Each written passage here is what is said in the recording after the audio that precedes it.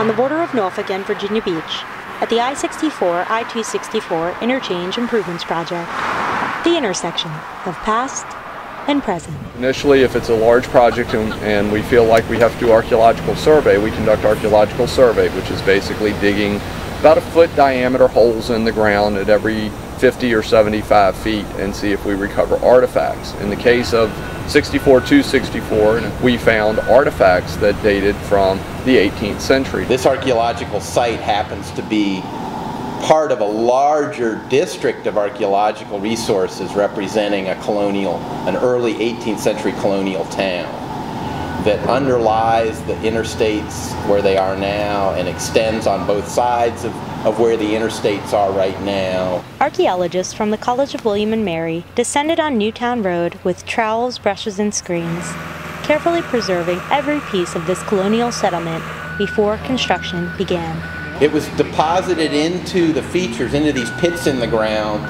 fairly quickly, as in some cases as whole items that were discarded that hadn't even really gone through their use life, and a tremendous amount of material. It kind of looks like somebody cleaned house and threw everything out into these pits. Almost 20,000 artifacts came out of this feature, which is a lot of artifacts. Buttons and bowls, pipes and pots, a treasure trove of artifacts nearly 300 years old.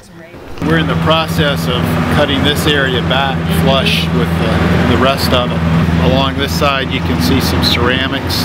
Every fragment, every feature helps us understand the past. This is part of the base of a punch bowl, English earthenware. It's got the saying, "Success to all English privateers."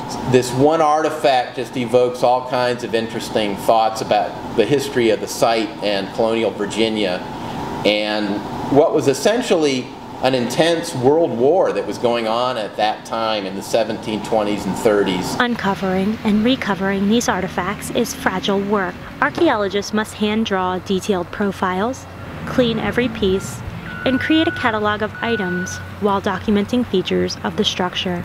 There's not a lot of undeveloped land that's left, and so that's why having the opportunity to come in and carefully document the material and remove it from the ground and have the records and the information where we literally can reconstruct the site three-dimensionally is important, because beyond our generation, who knows what's going to happen in terms of continued development and expansion.